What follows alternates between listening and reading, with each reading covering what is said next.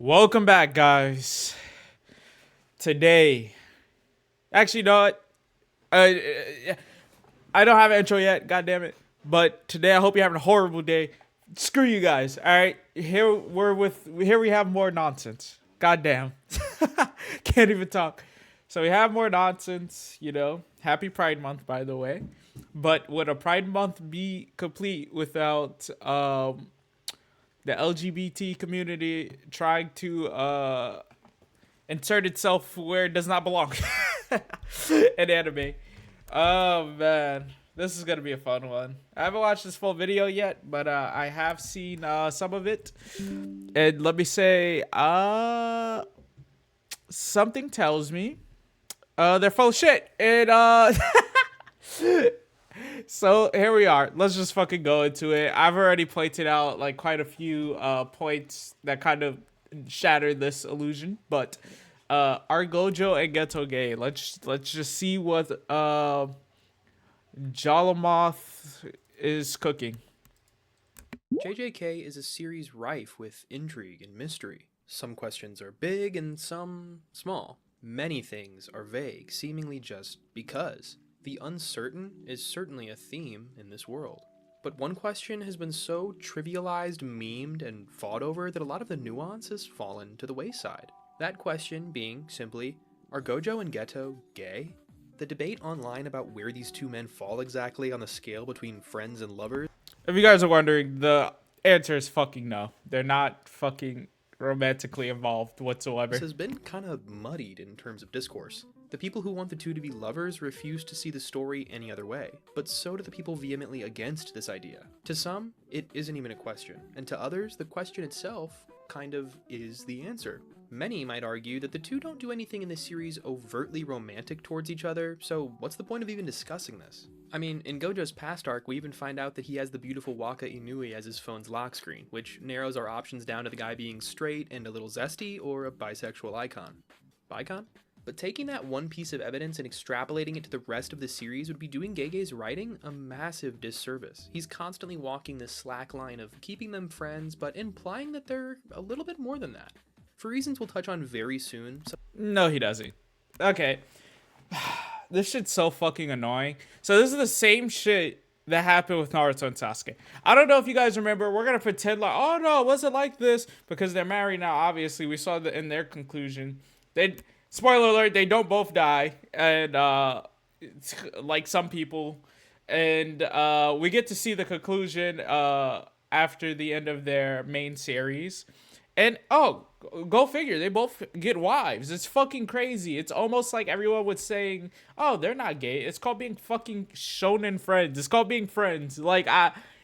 This whole thing, they're very obviously marrying Goku and Vegeta, who started the popularity of this fucking trend, and it moved on to every other shonen where it is, oh, I have a rival that I am trying to beat, and we become super close friends, and yet we're always competing, but we deeply care about each other. Literally extrapolated into every single fucking shonen you can think of.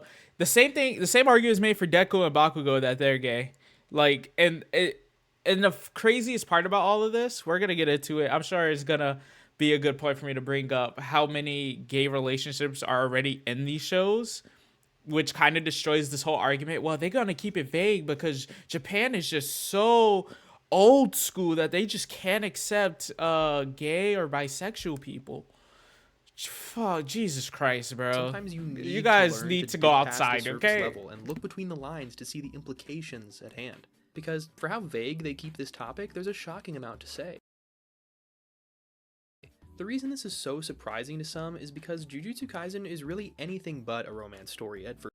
The reason this is so surprising to some is because Jujutsu Kaisen is really anything but a romance story at first glance. But that doesn't mean it's something that our kitty mangaka never touches on. It's just almost never the focus of what's happening. This is a very common argument for the people who think that they're just friends and nothing more, that JJK is not a love story.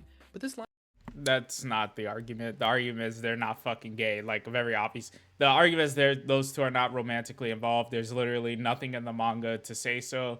There's no data books that says so. Gay doesn't say so. There's literally nothing that says this except for your fucking headcanon because you guys do the same shit for every single shonen anime.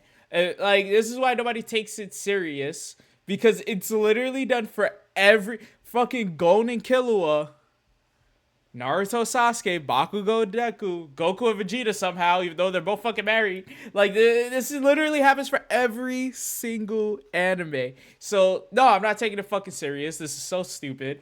But there are people in the comments who genuinely believe, they're like, wow, this is the most compelling shit. No. Line of reasoning doesn't really get you very far at all. The biggest exception to that train of thought is Rika, but I think there's something interesting hidden behind the scenes there, in context. Many know this piece of trivia, but in case you don't, Yuta was at one point in time the protagonist of this series, but him and Megumi being so similar and Gege wanting to explore a more optimistic character made him eventually change that. I'm not exactly sure how far into JJK's development Akutami got before making the decision to swap Yuta for Yuji, but this tells us something kind of important. Jujutsu Kaisen's main character was originally all about love, the curse of love, the power. This is so fucking annoying. There's love throughout the entire series. Like, what the fuck are we talking about here? This is him trying to extrapolate a point. Like, he's trying to take a point that no one's saying there's no love in the series. That's why. That's because they're not fucking romantically involved. Literally every other romantically involved characters kind of get that either very explicitly said or so hinted towards there's no refuting it. Like, what the fuck? Like, Hakari and Kiara, where he has his whole hand on her ass cheek. Like, what are we talking about here? Like, what the actual fuck? And then, yeah, Yuta and Rika, he obviously loved her when they were kids, right? This whole thing is just, like, mind-boggling, bro. You have the whole Sukuna and that one girl that's obsessed with him. Like, power of love, the meaning of loneliness, etc. Man's fighting to ghosts. say that this series has no room for a romantic plotline, or to say that it's something the series has never had in its DNA, is just very incorrect. Now, plenty of things may hint that Gojo is a lot less straight than he lets on. Sharing a bike with Ghetto, their general touchy-feeliness with each other, but is there any real narrative weight to the idea of this being actually true? Well, one of, if not the biggest piece of evidence for these two's relationship being I see they're doing gay actions. Yeah. Pride Month, guys. Bruh, if you're a dude and you'll do like a little such shit sometimes, bruh, I don't know what to tell you. Like, what the fuck? Like, and then his example, they rode a bike together. Okay, bro. Like, come on. more than just fanon, is what Gojo says to Yuta after the events of JJK0. Okotsu, mentally distraught after the whirlwind of love and tragedy that has been his entire cataclysmic life up to this point, needed his teacher, his guardian practically, to help him through what he was feeling. Gojo listfully responds with the phrase, "Love is the most twisted curse of all." Kind of a poignant thing for a Digimon-obsessed nerd with no communication skills to just randomly say. But that's just it. It wasn't random. Gojo was going through something just as difficult, and this quote he says about love is obviously coming from deep within his heart. He didn't just hear that somewhere, he's telling Yuta this because it's something from his own experience. Which is just like when his friendly, goofy, silly demeanor dropped like a sledgehammer when he told Megumi about how he lives his life. These moments are Gojo at his most sincere, and while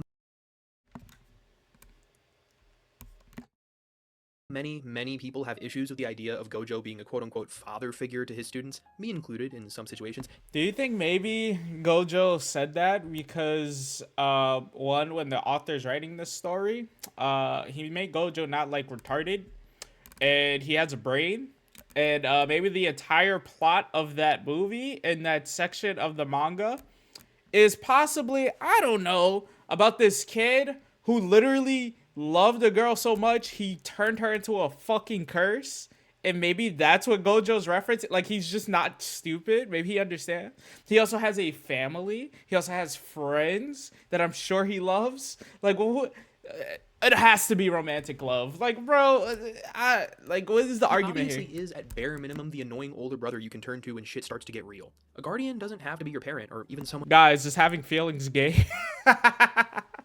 who really acts like it. It could be a relative, a friend, or a teacher. And many of these kids, if not all of them, have no parents, no guardians, except him. Which makes it so painfully clear that this isn't something Gojo just read on a WikiHow about how to make your student feel better after a breakup. This is something directly from his story. But when you look back at Gojo's character, or what he's witnessed, I mean, they literally deal with curses. By this point, he already knew that curses can be born from love and people forcing dead people to turn into curses. He literally knows this is a thing. Like, I don't understand this point. Like, he knows this. This isn't something he just magically figured out because it happened to him. He knew that this could happen. Every Jujutsu sorcerer knows this. Like, literally every single person knows this.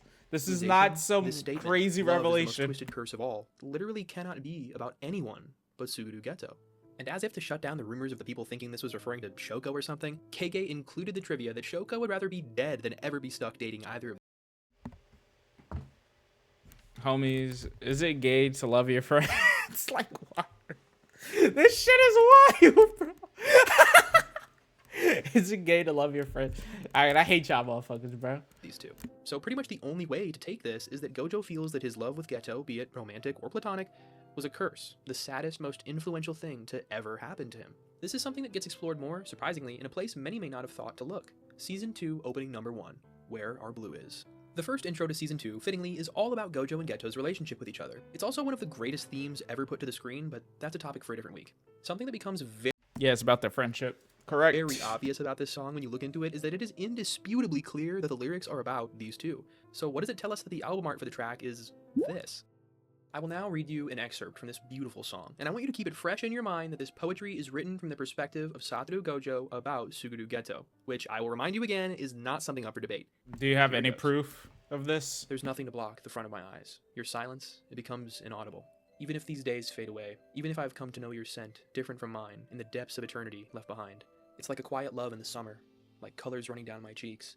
The words that curse you are stuck in the back of my throat. Will we meet again? A voice that cannot be heard. We were supposed to share everything, but since that day, little by little, the curse of me being different from you grows. The sorrow behind your smile, regretting for what I had overlooked. To you who blooms and scatters like transient flowers, goodbye. There's a lot to unpack there, and the Fujoshis are literally jumping up and down right now screaming, but this is real. Many who want to discredit this idea will say something like, oh, well, OST isn't canon, it's not official. Dude. Okay, even if the OST is canon, first of all, this is fucking Japanese. You're a fucking moron. I'm sorry. First of all, literally every Japanese song sounds very similar to that when it comes to anime openings. Every single one. And the way they speak is very different from how Americans speak. And an American song, even about love, wouldn't sound that like that. Like, so, first of all, there's that. Secondly, what part of that was gay? Like, obviously, it's about the two friends separating. Like, I don't understand this. Like, is Bluebird gay? Like, I'm so fucking lost, bro. Like, please tell me. Bluebird, that's Naruto and Sasuke, right? Like, are they gay? Like, I don't understand. Like, literally, Naruto and Sasuke have countless themes about the two of them. I don't understand how this is argument. And that one wasn't even... I was expecting him to say, I miss your touch, and we used to fuck at sunset, and now you're evil, and now I can't fuck you anymore. Like, that's what I was expecting. This is just so fucking weird, bro. It's quite literally the theme. I hate this shit. How could you convince yourself that Gege Akutami didn't have a hand in the creation of the theme of his own show? That argument baffles me. This song is literally not so the canon, in director. fact, that it revealed the curse that Gojo put on Ghetto before his death. He's literally not the director of the anime. This was such a big mystery. The manga, much like its use of the black box for Fuga, censored these last words. It was something a manga reader would never know. I and most others patiently awaited this scene to be animated, and when it was, and left dead silent, my heart sank. All we ever got was Suguru's reaction. The least you could do is hit me with some curses. It's like a quiet love in the summer, like colors running down my cheeks. The words that curse you are stuck in the back of my throat. Will we meet again? A voice that cannot be heard. Will we meet again? Those are... Brother, his fucking friend died, and we see in the fucking manga that they do meet again and another fucking in the afterlife. But guess what? It's not just Ghetto there. When Gojo dies, there's Nanami, there's that one dude, I can't remember his fucking name. Hibara or something like that? Something like that. Hibara or something. He's one of their classmates. There's multiple other people there. This isn't anything romantic in terms of that will we meet again. I'm pretty sure that's what we would call foreshadowing. When Gojo literally fucking dies and meets him again in the afterlife. And you can't even make the argument, well, he loved Ghetto, that's why he met him in the afterlife. Because fucking Nanami and Hibaro was also there. I'm sorry if I'm getting his name wrong. But there were literally other dead people there. And it's just people who he cared about. Like it was his classmates, which kind of also goes against this point that it's love, because they have this special.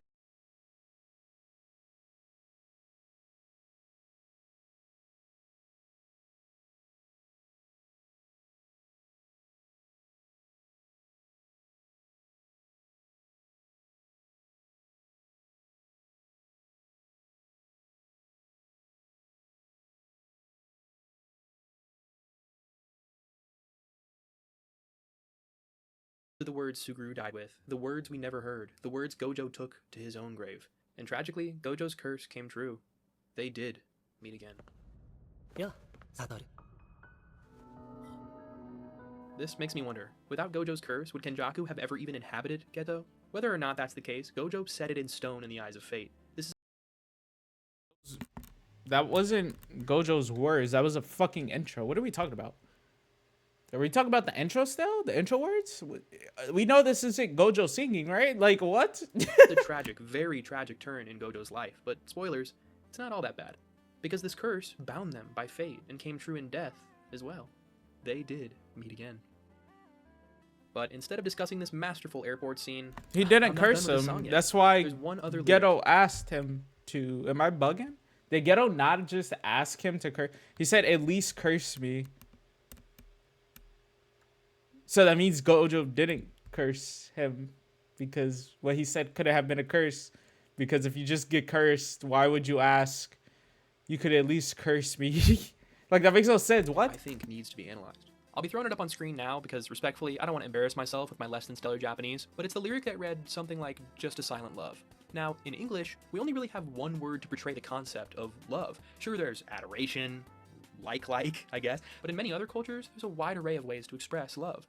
Because we're talking about anime, let's take a look at Japan's love language, starting with Suki. Suki is most closely the English equivalent of like or love, but in a casual sense. It's the word you would use to say something like I love Jujutsu Kaisen, or I love my friends. The next rung on the love ladder is Daisuki, which is the former but cranked up a notch. You use this word for something that you like a lot. You could use Daisuki in a relationship if you want to bring it to the next level, but some people also just use this to talk about stuff they really, really love. Then we have I. I is a deeper, more serious, profound feeling. I is what most people think of when looking for a Japanese equivalent of the word love. I is applied to serious relationships and family, and is such a heavy word that it's not super commonly said in Japan. And finally, the last word for love that I need to touch on is koi. Koi is only used when referring to romantic or passionate love. Koi is the feeling of first falling in love, serious yearning for someone and thinking that you just can't be without them. Koi is the sweet, uncontrollable butterflies in your stomach when falling into the abyss that is love. And that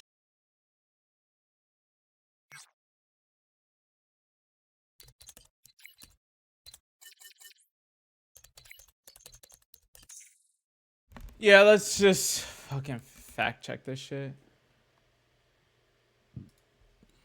Let's see. Koi is a love for the opposite sex, or feeling of longing for a specific person. It can be described as romantic or passionate love. Here are some proverbs that include koi. Love needs no teaching. Love makes all men equal. Huh? Okay. Love is without reason. Love is blind. Blah, blah, blah. While I is the same meaning as koi, it also has the definition of a general feeling of love. Koi can be selfish, but I is a real love. Okay.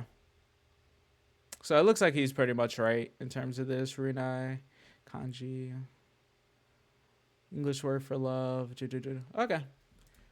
Looks accurate is enough. the word used in Where Our Blue Is. Like a quiet love in the summer. Love is the most twisted curse of all. Come on, even if it was your bestie for the restie who had died, you aren't really going to be saying things like, even if I've come to know your scent, different from mine in the depths of eternity left behind, you know? Gojo clearly has some intense communication issues. This is a core aspect of his character. There are so many flaws with using anime intros as canon. But also, so these intros, a lot of the time, they're not written specifically for the anime only. Like, which one is this? Let's look this up. JJK season 2. This one maybe. Like, I know Attack on Titan was for its final season, but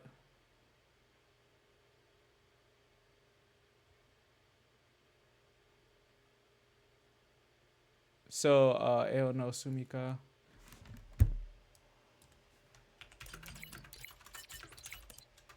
We're gonna go through this together, guys. Okay? We're gonna go through this together.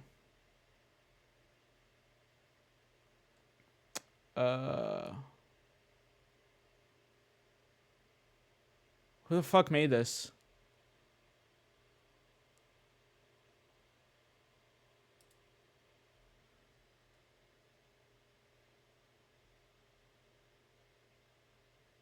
Ooh.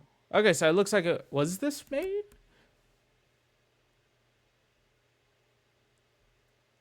So it's the second single by Kitane Tatsuya. It was released July 19th, 2023. We don't have any information on like much about it.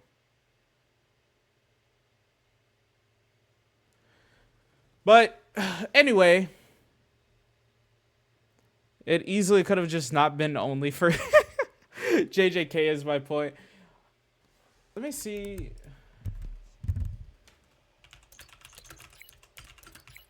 Bluebird might not be as romantic as I think it is, but let's see what the words mean.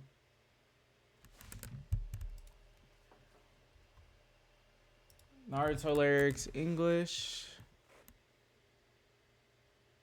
You can fly. You say if you could fly, you never want to come back down. That you'd only have eyes for that, the blue sky. Is this like the actual English words, or is this like somebody's cover? So here we go. Where's the... Okay, here's English. Say if you could fly, you never... Okay, so that was the actual English. So let's look at this. And are just... Okay, bro. You've yet to learn what sadness is and are just now grasping what pain is like. Even the feeling I have for you must be expressed with words. As you awaken from a dream into an unknown world, spread your wings and take flight. You say if you could fly, you never come back down. You aim for those white clouds. You know if you could just make it through, you'll find what you seek. So keep trying to break free to that blue sky. Blue sky, blah, blah, blah. With the sound like politeness was gone, the rushed old window broke. Look, you're so sick of looking at that cage that you're throwing it away without ever looking back again. That throbbing beat takes your breath away. Come on, bro. Come on, bro. We use the intro songs, bro. This is very much about Naruto Sasuke. If you watch the fucking opening, very much so would be about Naruto and Sasuke. With a sound like all politeness was gone, the rest of the window broke. Look, you're so sick of looking at that cage while you're throwing it away without ever looking back. That throbbing beat takes your breath away. And you kick open that window and take off. You say that if you ran, you would obtain it. You're tempted by the distant voice that grabs your far too dazzling hand until you pursue that blue sky. I understand you are falling, but continue to follow the light. You say if you could fly, you'd never come back down. You search for those white clouds. So if you break through, you know you'll find it. So try until you break free to that blue sky, that blue sky. I'd say that's pretty fucking romantic too. Okay? I'm just saying, and I'm pretty sure Naruto has more romantic stuff. It's just Bluebird. I don't speak like fucking fluent Japanese. But just from tonally, I can guarantee there's probably other openings like this about Naruto and Sasuke. And you know what? They're not gay. I just think this is a horrible fucking argument. I think it's really stupid. I'd say that one was equally as romantic. I mean, again, it's a different fucking language. Like I think the way they structure songs is completely different. It's very rare to find heavily romantic songs like this in English that is so like poetically written because it's translating from fucking Japanese. This is such a dumb argument. Like if you have no argument to the point you have to use a fucking opening from a pop singer, a female pop singer who is probably also trying to sell their fucking music to a broad audience, then I think you're kind of fucking yourself. Maybe even the entire series as a whole. I'm not kidding. absolute strength, and the solitude that comes with it. The one who will teach you about love is... How many times have we heard that throughout JJK? Like 5? Gojo, aside from potentially Sukuna, is the loneliest man in the world, so isolated that nobody can touch him. His infinity perfectly mirrors and projects that part of himself, but Suguru was the one person who could always get through that infinite void between Gojo and the rest of the world. The lyrics to Where Our Blue Is are likely things he could never effectively express to Ghetto himself. Maybe these are things that he's thought about in the last few years since his partner in crime has... Okay, so why couldn't Ghetto and Gojo just be together? They were literally the two strongest people in Jujutsu High, and from what we see, Gojo can literally go against Jujutsu Society at every point, and they literally couldn't do anything about it and would just accept it.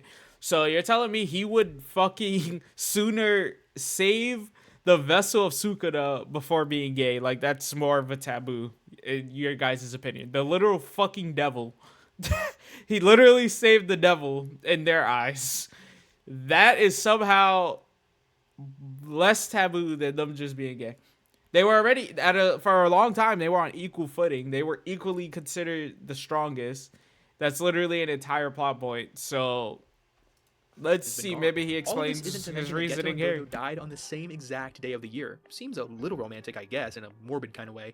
But that's not what makes this important. The day they died wasn't just any day. It was December 24th, the most romantic day in Japanese culture. Christmas Eve is quite literally the Japanese Valentine's Day, a day people use to profess their love or just celebrate it. If you were an author trying to hint that these characters were gay, there might be no better way to do it than killing them both. I really question that. I heard that echoed by anime fans, but I'm be honest, I don't think anime fans know what the fuck they're talking about. I mean, I can see it being more romantic, but to say it's their version of Valentine's Day is kind of like dragging it, I feel like.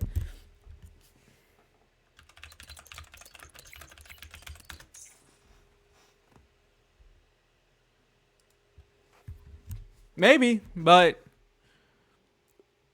I also think it's important to note that America had a lot of influence on Japan, like just generally.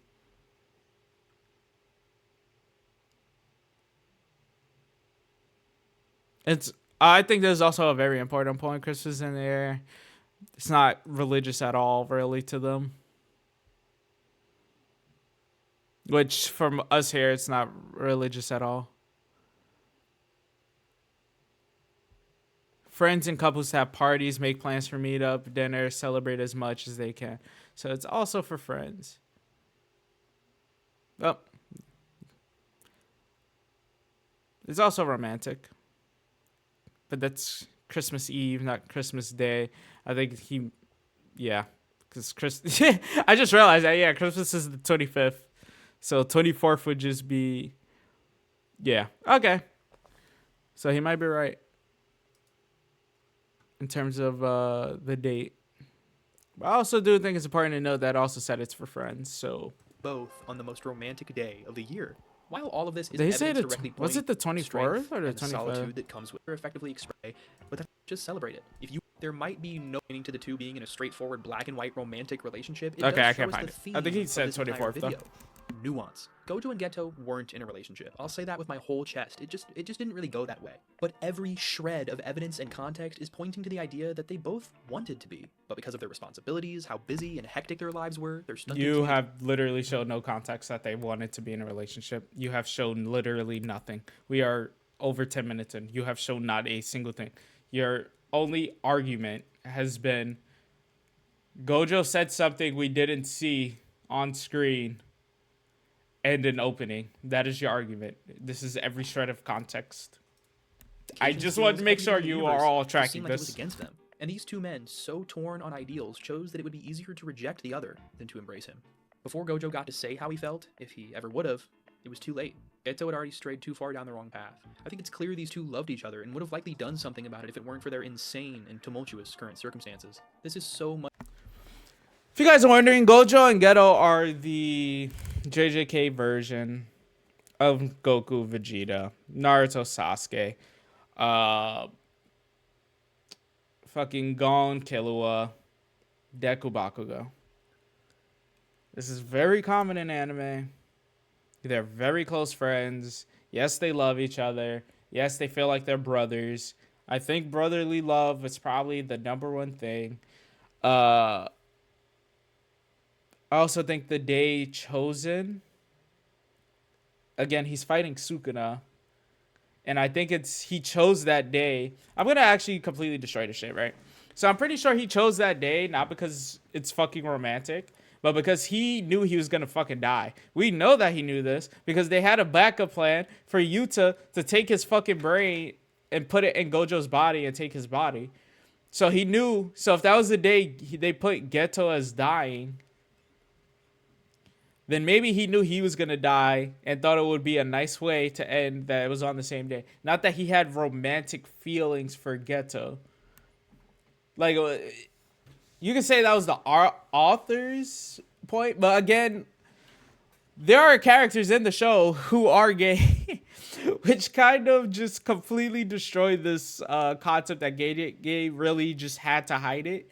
There are characters in other anime that are gay, like very popular anime. We'll get into that. That kind of destroyed this whole narrative that you just have to hide gay relationships in anime. It's so fucking weird, bro. Much more than your average anime queerbait. This isn't something to string the audience along in a will they, won't they. This is the most integral aspect of the current most popular anime character's entire arc. I understand if this is a lot for you, string the audience along in a integral aspect of the current most popular anime character's entire arc. I understand if this is a lot for you, especially if you've never really looked into this before. Like I've said, it's honestly really surprising to get this sort of narrative from a shonen series so vehemently against love story plotlines. I mean, there definitely is a decidedly thin selection of romance stories in JJK, but it's not like that's something totally... I don't know if this person's gay, but I think this is another case of the LGBT community forcing a narrative into an anime, which, like I said, happens to literally every single shonen and every single one that has a rival dynamic. There is not a single one with a rival dynamic that this is not argued. I swear to God, and every fucking time it's proven wrong. Every fucking time it's proven wrong. And then they just fucking gaslight themselves into thinking, oh, well, you know, it's a cover because that's what the writer's thinking about when he's writing his fucking story. Like, absent from the story. There's Yuta and Rika, whatever Hikari and Karara have got going on. Hana's unrequited feelings for Megami, Yuta and Maki's acceptance and comfort with one another, Yuji and Ozawa's short-lived moment of beauty, even Mai being confirmed bisexual with her stating what kind of man is her type and then drooling over Takada like all the other con-goers. Do you still want to try to say that there's no room for romance in JJK? And obviously, how could we forget the most influential and meaningful minor love story that Gege ever presented to us, Miwa and Kokichi's tragic situationship? It's crazy how literally every single other story you mention is overtly there in your face, basically stated. It's almost like that, bro. But for this one that really seems to, you know, be the rival dynamic where LGBT people always seem to insert themselves, it's almost like this is the only one that's kind of vague, don't you think? It's so coincidental. Many of you out there may have heard this before, but Gege was once quoted saying that he wanted to add a little romance to his manga, but out of all the female characters, Miwa seemed like the only one whose personality would be fit for it. Now, a lot of people point to this quote as evidence against Gojo and Ghetto's relationship. He wanted some kind of romance in his story, he added it, and there isn't any more. But that almost sounds like that Gojo and Ghetto weren't the romance, huh? just isn't an accurate description of what happened. If that were the case, we wouldn't have gotten any of the character moments I just listed. And also, this was about a straight relationship. He specifically says of the female characters, she's the only one who seemed to fit the bill. He wanted to add a little romance. And out of all the female characters, Miwa seemed to be the only one with a personality would be fit for it. So he obviously wanted it to be a straight romance that he presented to the reader. And this is probably because he already had Kiara planned or something along the lines of that. But it sounds like he was very determined to have it be a straight relationship. You are saying that like it's somehow, well, it doesn't matter because they would be gay. Yeah, exactly. And he doesn't mention any like concept that was ever an option in that quote. Which might not seem like it means much, but the way the Japanese authors have to handle romance just isn't the same as it is here in the West. A little quirk that many people tend not to dwell on about Japanese Here comes the bullshit. authors, especially of manga, is that they're more often than not completely anonymous. Gege Akutami is not this person's real name. It's a pseudonym they chose to pen under. Even when mangaka choose not to be directly faceless, there are still dozens of precautions these Literally for all of the most popular anime and Shonen Jump. Almost all of them. I can't guarantee for all of them because I haven't looked. But the vast majority use their real fucking names. Or at least everybody knows them in their fucking names. Hello, Oda, Gege, Akira, what's his name? Fucking Naruto's creator. Goddamn, Kishimoto. Hello. The fucking Demon Slayers. I just don't know their name, but I know it's their real person. Men and women take to hide their identities. For instance, Hirohiko Araki is almost certainly not the author of JoJo's Bizarre Adventure's real name. And even when they do use their real name and show themselves like Eiichiro Oda, they still have an avatar to hide behind and are almost always reclusive.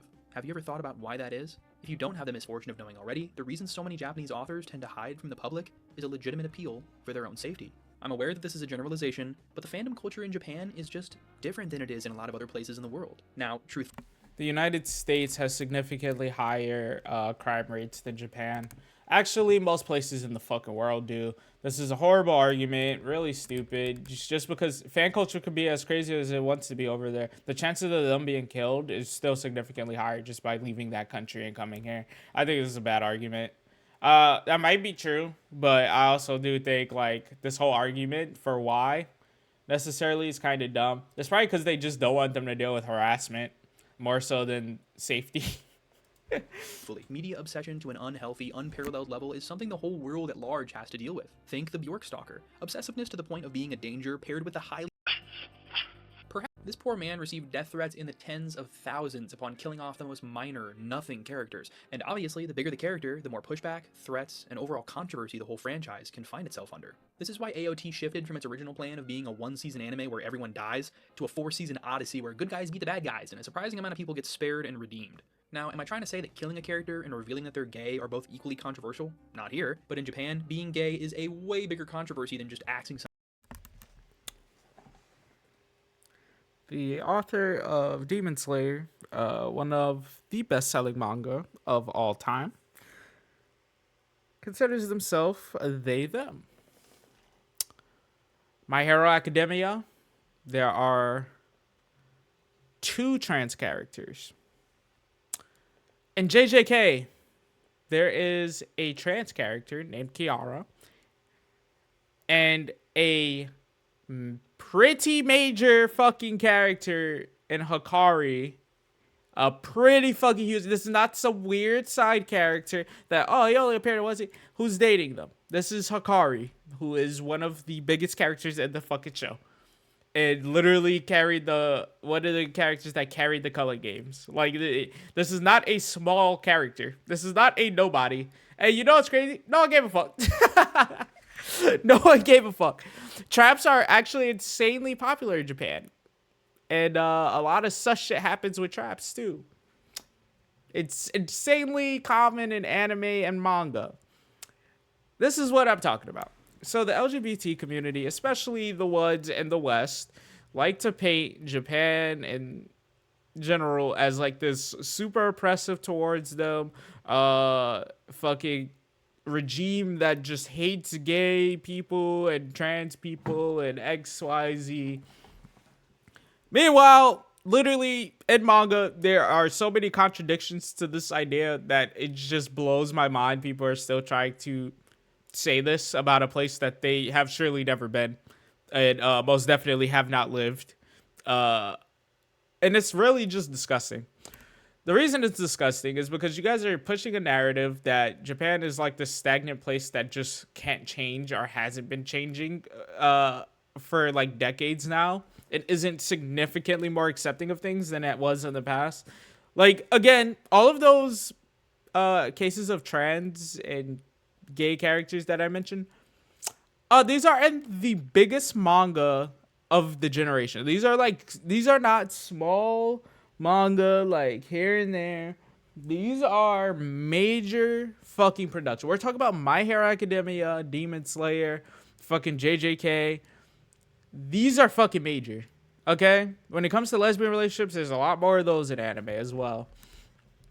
Like, is Yuri in Yuri on Ice? I'm pretty sure he's gay, right? I don't know. I never watched it, but I'm pretty sure I heard that fucking somewhere, or saw that. But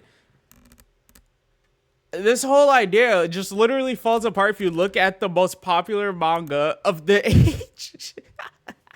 of the generation. If you literally just look at the most popular manga of the generation, this whole point falls apart. Someone off, revealing that But, Satoru Gojo, sure, the let's most popular disrespect the anime culture character we've in never modern been a part shonen of. history, was Fine. homosexual or bisexual to a region that is predominantly hostile towards LGBTQ ideals is just something that Gege might not be comfortable with. Please show evidence of it. Like, you're just saying shit. And this is why people don't dislike the fact that people are gay and communities.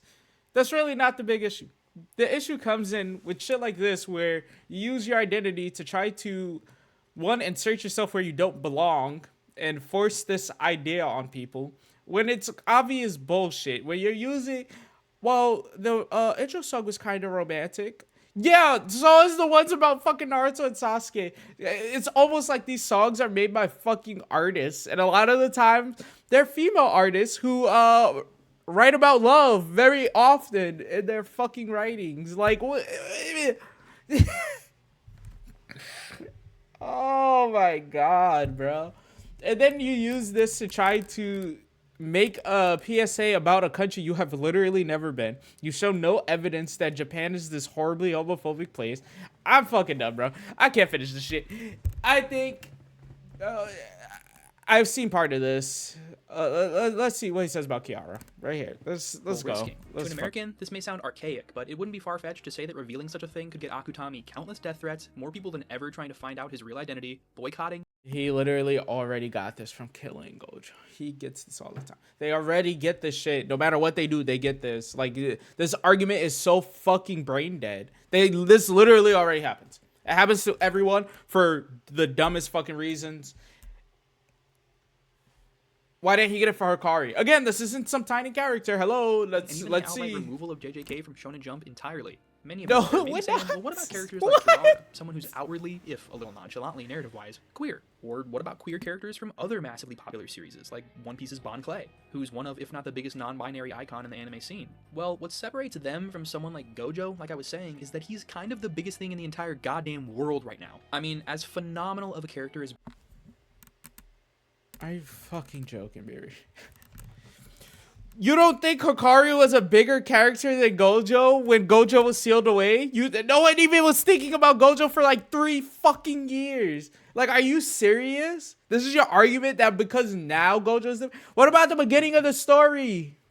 When JJK was first starting out, JJK didn't just magically become the #1 anime of all time on its first few chapters. This whole argument makes no fucking sense, dude. Like, there's no way you're this fucking dumb. There's no way people are this, like, stupid. Like, my mind is boggled that so Hikari was just some tiny character. Gotcha. Like, and let's not get crazy. Gojo is not hanging with the likes of Goku. He's just not come on, let's not get crazy. He's not hanging with Luffy. He's not hanging with fucking Naruto. Like, he's not as big as them. Let's not get crazy. You could take someone who's never watched anime. They'll fucking know Goku. They'll know, they might know Luffy. They'll definitely know Naruto. Will they know Gojo? Most likely not. If they aren't into anime at all, no fucking way. They know who the hell Gojo is. But I'm just saying, it's kind of crazy that this is the take. Well, because he's a main character, we don't have a lot of main characters that are gay. It's almost like we don't have a lot of black main characters in anime, bro. Why would that be? Oh, maybe because a fucking Japanese person's writing it, right? Okay, so yeah, Japanese person's writing it. So it's almost like most people write most characters to be kind of like them, right? Like things that they could actually properly write about and express. So most people are straight. So most characters are probably going to be straight because they can probably write a straight experience better than a gay or bisexual experience because they haven't fucking lived it. It's almost like that. And obviously they do try sometimes. But if you look at fucking Kishimoto and goddamn woman characters, sometimes they fucking suck. If they didn't live as said thing. Characters are inevitably, this is something that's not going to change and shouldn't change, are inevitably going to look like and be like their fucking authors more often than not. That's just how it fucking goes. That is human nature. You're going to be able to write your experience better than trying to take the experience from something you've never lived, never experienced, to something you don't really understand. Like this whole idea, so they're just super sexist, I guess, and they're sexist, they're homophobic, they hate the LGBT in Japan, they're really fucking horrible. But America, we're so perfect. Motherfucker, please, bro, I'm done. It's just slander at this point. I hate Japan because there's not enough LGBT. There's not enough pride flags to validate who I am. Listen, no one gives a fuck. All right, be fucking gay, be trans, be whatever the fuck you want. Keep it in your bedroom. Keep it out of my fucking anime, bro. Like, stop. You know, when I say that, I mean don't try to insert it where it's not already. Okay, gay characters, fucking fine. I literally. One of my favorite relationships in Gundam Iron-Blooded Orphans was a gay relationship, and it was handled fucking perfectly because it's just a passing mention about it, and then it's just happening, and there's no, like, pageantry, there's no, like, annoying, look at me, I'm so special because of who I fuck. It's literally just a normal relationship. And it's very sweet and kind. And, you know, one of them are super shy. One of them are really, like, confident and loud and boisterous. They're not caricatures. They both look like normal people. They don't wear, like, a bunch of makeup. They look like just normal anime dudes. And, yeah. And they're together. And that's literally it. That's it. And it's one of the best handled relationships in fucking anime that actually progresses over time in the background of the show, and then it's in the forefront second season. Like, I don't understand this whole concept. Like, Gundam, another franchise that's one of the biggest in the industry. Your entire argument falls the fuck apart, bro.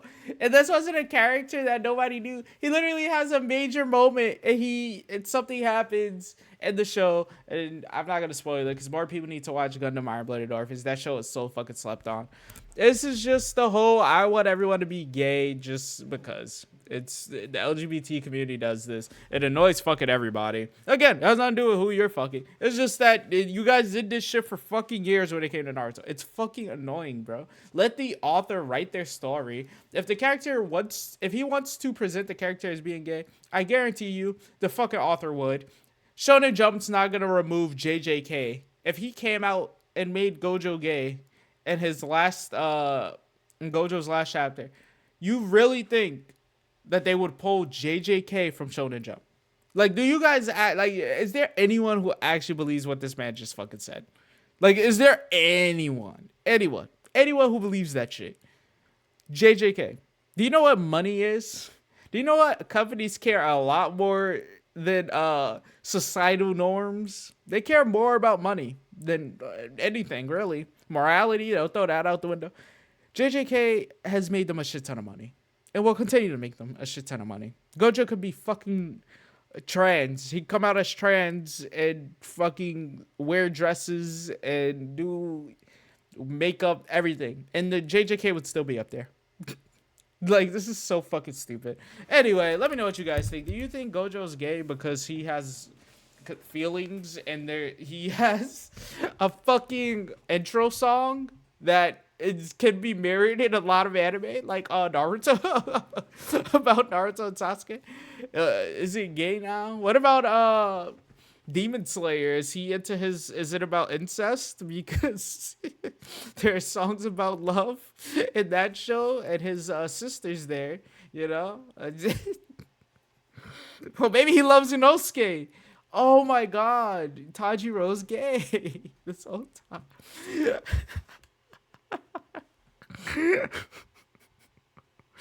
He's friends with Inosuke and Zenitsu, bro. Why is he friends with more women? He must be gay. He loves those guys. How queer. But you guys say, what? You don't want to be discriminated against. You don't want gay people to be discriminated against, but you literally said this dude was gay for loving his friends. Shit's wild. All right, anyway, bye. Happy Pride Month, guys.